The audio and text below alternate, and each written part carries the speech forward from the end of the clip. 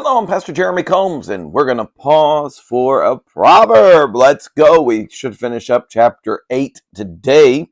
And chapter 8 and verse 35 says, "Whoso findeth me findeth life, and shall obtain favor of the Lord." As chapter 8 winds down, it has one final challenge in these last two verses. The challenge is just of laying hold of wisdom and finding life as it was meant to be lived. This may be obtained by anyone, regardless of our sex, our race, or even our status in life. Anyone can find it, but not everyone will. Some will search high and low and will have a dogged pursuit until they obtain the wisdom that God has provided. Others will just simply let wisdom pass by them without even lifting one finger to lay hold on it. Life's meant to be understood and enjoyed, but this can only be done through the vehicle of wisdom. The world says just to eat, drink, and be merry, for tomorrow we die. This is the idea of the world, that life is simply mere existence.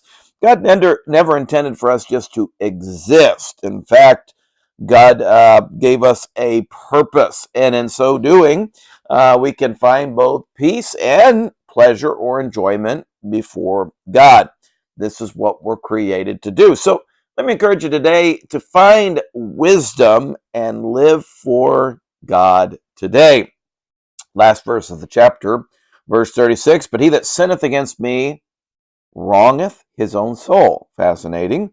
"All they that hate me love death." We forget things all the time.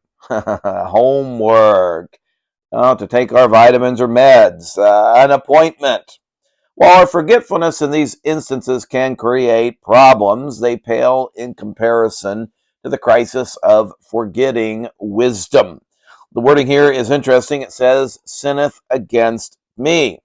Sin means, and you probably know this, it means to miss the mark. So we're missing wisdom, and in so doing, when we miss wisdom, the Bible says, sinning against our soul. We're doing wrong, think about it, not just against God, but ourselves as well. Now, when was the last time you thought of a bad decision as just that, against God and actually against yourself as well? Yet it gets worse, because at first we forget wisdom, then it kind of becomes a habit.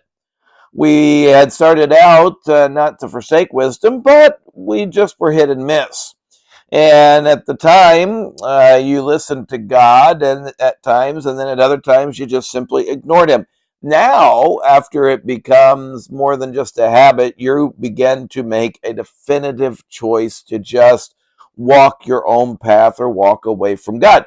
The Solomon here, I keep wanting to say the psalmist, Solomon warns us that this path leads, that would be his dad, the psalmist, leads to death and destruction. So today we need to listen to wisdom and start the habit of hiding God's wisdom in your heart. Well, let's go ahead and look at the very first verse of Proverbs chapter 9. Here we go, new chapter, Proverbs 9 and verse 1. "Wisdom hath builded her house, she hath hewn out her seven pillars." Wisdom is constructing a house. Construction takes time, effort, and it is costly. House holds the idea in this verse of a structure for living. Wisdom is, simply put, designed for life. In Hebrew, the word build means to set up, to make, and it's the idea also of to obtain children. Wisdom seeking to build its family all the time with any and every individual that they can find. God, wisdom personified here, hews out pillars. Of course, the foundation of the house of wisdom must be the fear of the Lord. Now, hew is not a word we use very often, if at all. It means to cut out or to carve.